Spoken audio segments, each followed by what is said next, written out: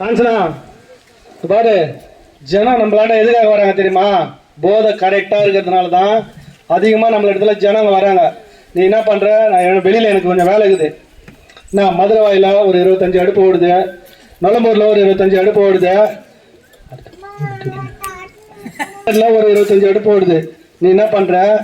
சரக்கை பதம் பார்க்குறேன். நான் இல்லாத நேரத்தில் நீ போய் சரக்கை பதம் பார்த்து அதை கரெக்டான போதையில் கட்டினா தான் இன்னும் நம்மளுக்கு பணம் செய்கிற நம்ம வசதியாக முடியும். என்ன அந்த சாராயம் காசுற பசங்களெல்லாம் விட்டுற போகிற, பணத்தை பத்திரமா வை. நான் போயிட்டு வந்துடுறேன். நான் உஷார் என்ன 2-3 எடுத்து நீ வண்டி எடுத்துகிட்டு போய் சரக்கை மட்டும் பதமாக பார்த்து கட்டி கொடுத்துரு. நான் அதுக்குள்ளே வந்துடுறேன். சரக்கு எப்படின்ட்டு எல்லாம் கரெக்டாக கட்டினியா? பதம் பார்த்தியா? எப்படி? அதெல்லாம் சூப்பரா இருந்துச்சுங்க. என்னது அதெல்லாம் சூப்பரா இருந்தா? என்ன சரக்கு குஷ்டியான ஒரு மாதிரியா பேசுற? நீங்க தான் பதம் பார்க்க சொன்னீங்கல்ல. ஆமா, பதம் பார்க்க சொன்னோம். சரி, நம்ம சரக்கு நம்ம தான் குடிக்கணும். நம்ம குடிக்கலாம், வெளியே இருந்து எப்படி குடிப்பாங்க? சரி, எத்தனை ஒரு பாக்கெட் குடிச்சு பார்ப்போம்.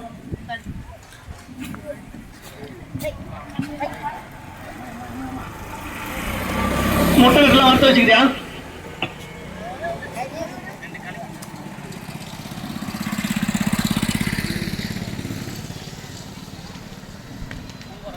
பரவாயில்ல, அருமை இடம் கட்டுறிய.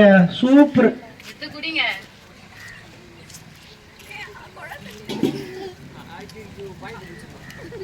சூப்பராக சரக்கு.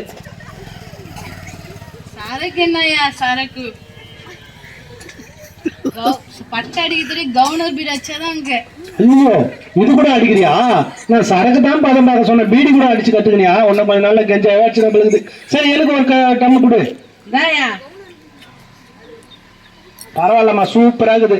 இந்த பாரு, வியாபாரம் கரெக்டா போயினுக்குது, பணம் சேர்ந்துச்சு. உஷாராயிரு. என்ன ஒரு மகிழ்ச்சிதனமா இருக்கிற போற. நான் வெளியே போயிட்டு வர சொல்ல போக சொல்ல உஷாரா கொஞ்சம் பாத்துக்க. கரெக்டா பண்ணு. போதில இருந்தாலும் தெளிவா இருக்கான். சரி, அப்படி இல்லைன்னா நடக்க முடியுமா? டேய், அந்த காஞ்சனா ஓட்டு குடும்பம் இந்த தெருவில் பெருசாக இருக்குது, புரியுதா? இவளை விட்டானா அந்த ஊர்லயே பெரிய விளையாட போகுது. இவளை ஏதாச்சும் பண்ணுடா. ஆமாப்பா, நான் இன்னைக்கு பார்த்தேன் அம்மா அங்கிட்டு கவுனர் பீடி. அதுல ஒன்னும் அவங்க கூட என்கிட்ட காசு இல்லப்பா. என் வயிறு எரியுதுப்பா. அவங்கள என்னாச்சு பண்ணியா? அதை விடுப்பா. காத்தாக நான் கொல்லை பார்க்க போனா அத்தனை அடுப்புல அத்தனை பானை வேவுது. அதுல ஒரு போட்டுல சாரை விட வாங்கி குடியும் இல்லப்பா. அந்த பானை வேவுதோ இல்லை, என் வயிறு வேவுதுப்பா. அவங்கள எதுனா பண்ணியாகணும்பா. என்ன பண்ணலாம்?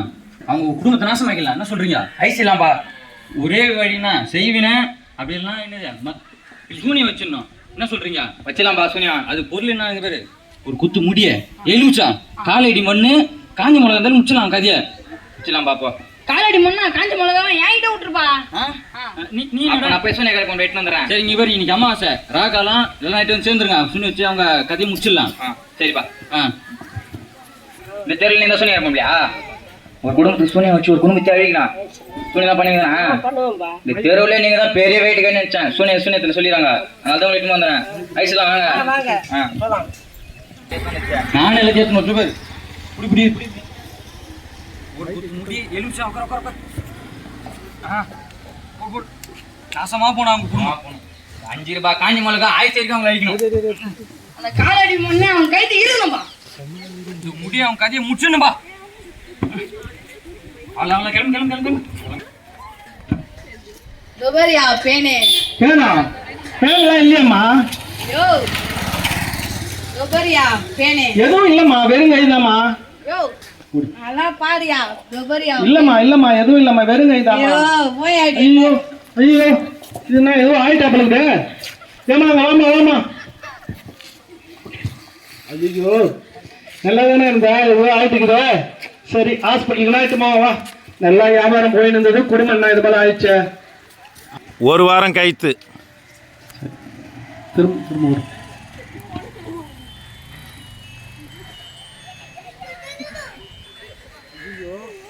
ஹாஸ்பிட்டலில் பார்த்து கூட சரி ஆகலையே. இப்போ எங்கே தான் ஐட்டம் வருதுன்னு தெரியல. பேசாத ஒரு குறி சொல்கிறவர் இருக்கிறாரு, அங்கன்னா போயிட்டு வரலாமா? ஆமாம், சரி வா. காசு போனாலும் பரவாயில்ல, வியாபாரமும் கெட்டு போகுது. வா. ஹாஸ்பிட்டலுக்கு போய் பார்த்தேன், பணம் தான் ஆச்சு. அங்கேயும் நல்லா இருக்குதுன்னு சொல்லிட்டாங்க. அங்கேருந்து மந்திரக்காரனிடம் வந்து அவங்க 1 லட்சம் வாங்கினான். அதுவும் சரியாகலை. அடுத்தது என்ன பண்ணுறதுனே தெரியல.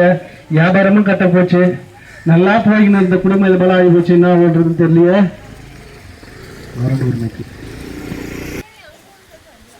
ஐயா ஐயா சொல்லுங்கய்யா. இயேசு உங்களை நேசிக்கிறார் ஐயா. போங்கய்யா, இயேசு நேசிக்கிறாரா? நல்லா போயின்னு இருந்தது, சாராயம் காசி நல்லா அருமையா இருந்தான். என்னாச்சுன்னு தெரியல, மனைவி பைத்தியம் மாதிரி ஓடுறாங்க. அதுதான் பெரிய வேதனை இருக்குது. ஹாஸ்பிட்டல்ல போய் 1 வாரமா இருந்துட்டு வந்தான். அடுத்தது ஒரு மந்திரக்காரன் போனோம், 1 லட்சம் ரூபாய் வாங்கினேன். ஒரு பிரச்சனமும் இல்ல.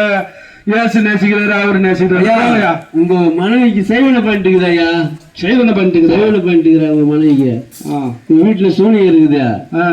அது வந்து இயேசுநாதத்தை எடுப்பாரு. மன திரும்ப இயேசுண்ட வாங்க. அவங்க நல்லா ஆயிட்டாங்கன்னா நாங்க வந்துடுறோம். அவங்களுக்கு ஜெபம் பண்ணலாமா? பண்ணுங்கய்யா. சரி பக்கம். ஏசப்பா, இந்த பிள்ளைய ஆண்டவரே சுகம் கொடுங்கப்பா. ஆவியானவரே இந்த பிள்ளைக்கு சுகம் கொடுங்கப்பா. ஆவியானவரே உங்களுக்கு ஸ்தோத்திரம். இயேசு ரத்தம் ஜெயம். ஐயா, உங்க வீட்டுல சூனியம் இருக்குது. அது நீங்களா எடுங்க. அந்த சரி, 2 இடத்தையும் எடுங்க. இந்த இடத்துல வேணுமா? எடுங்க.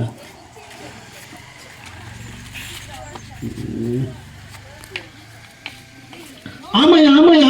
இதுதான் முடி, மிளகா, எலுமிச்ச மரம் இருக்குது. இதுதா. ஐயோ, உண்மைதானா? இதனாலதான் எங்க மனைவி இது போல பண்ணிக்கிறாங்க. ஆமா ஆமா ஆமா. சரியா, இதுக்கு மேல நல்லா ஆயிடுமா? நல்லா ஐயா. நீ ஆண்டவர் கோயிலுக்கு வாங்க. சரியா, நேசிக்கிறாரு, ஆசீர்வாதம். சரியா, அதே போல வரையா. எங்க மனைவி பழையபடியா ஆயிட்டாங்கன்னு வச்சுக்கா, நாங்க சர்ச்சுக்கு வந்துடுறோம். வந்துடுங்க ஐயா. சரியா. கத்திர ஸ்தோத்திரம். இப்போ ஒரு நாடகம் பார்த்தீங்க. அவங்களுடைய பையன் தான் நான். என் பேர் ஜோதி டேனியல். எங்கள் அம்மா வந்து பைத்தியம் பிடிச்சி சுற்றின்னு இருந்தாங்க. அதுக்கப்புறம் தான் ஒரு பாஸ்டர் வந்து அவங்களுக்கு வந்து சுகம் கொடுத்தாங்க. நீங்களும் கத்திர உங்களுக்கு எந்த காரியமாக இருந்தாலும் சுகம் தருவார். கர்த்தருடைய பிள்ளைகளே, இப்போது ஒரு குறு நாடகத்தை பார்த்தீங்க. இது ஏதோ கட்டுக்கதையோ கிறிஸ்துவ விளம்பரப்படுத்தவோ இல்லை. நொலம்பூர் பகுதியில் 3-4 இடத்துல அடுப்பு கட்டி கள்ள சாராயம் விற்றவங்க. பணம் கொட்டுன்னு கொட்டுச்சு. அந்த ஐயாவும் குடிப்பார், அந்த அம்மாவும் குடிப்பாங்க. 2 பேரும் கவர்னர் பீடி அப்படி பிடிப்பாங்க. ஏகப்பட்ட ஜனம் அவங்களிடத்துல வந்து சாராயம் வாங்கின்னு போவோம். கேனா வாங்கின்னு போய்ட்டு வியாபாரம் பண்ணுறவங்க வியாபாரம் பண்ணாங்க. அவங்க இடத்துல இருந்து வாங்கின்னு போய் அப்படியா இருந்தது. பணம் கொட்டுன்னு இருந்தது. அக்கம் பக்கத்தில் இருக்கிற இதே சாராய வியாபாரிங்க பங்காளி தான். இவனை எப்படியே விட்டா முன்னேறிடுவான் அப்படின்னு சொல்லி அந்த அம்மாவுக்கு செய்வனை வச்சாங்க. பைத்தியம் ஆகிட்டாங்க. தலையை சொறிவாங்க. இங்கே பாரு பேனுன்னு சொல்லுவாங்க. ஆனால் பேனை இருக்காது. தெருவாக ஓடினாங்க. துணி இல்லாமல் ஓடினாங்க. அவங்க வீட்டுக்காரன் போகாத இடம் கிடையாது. எல்லா இடத்துக்கும் போகிறாரு. மந்திரக்காரன் வீட்டுக்கு போகிறாரு, மசூதிக்கு போகிறாரு. பிற்பாடு கோயில் குளம் எல்லா இடத்துலையும் சுற்றி திரிந்து பார்த்தாரு. ஒன்றும் நடக்கலை. எங்களை போல தெரு பிரசங்கம் பண்ணுகிற ஒரு ஊழியக்காரர் அந்த வீட்டுக்கு வந்தார். வந்து அவர் நேரடியாக சொன்னார், இந்த குடும்பத்துக்கு விரோதமாய் செய்வினை வைத்திருக்கிறது. இந்த இடத்துல அதாவது தகுடு, எலுமிச்சம் இது போல எல்லாம் செய்வினை செய்து புதைக்கப்பட்டிருக்குன்னு சொன்ன உடனே அந்த சாராய வியாபாரி அதை நோண்ட பிற்பாடு அந்த அம்மாவுடைய முடினால செய்யப்பட்டு இருக்கிற மாந்திரிகத்தை பார்த்தாங்க. எடுத்து அதை எரித்து கர்த்தருக்கு தன்னை அன்னைக்கு ஒப்பு கொடுத்தாங்க. அவங்க வீட்டில் 8 பேர், 5 ஆம்பளை பிள்ளைங்க. அந்த 5 ஆம்பளை பிள்ளைகளும் இப்போது கர்த்தருடைய ஊழியத்தை செய்து கொண்டு இருக்கிறாங்க.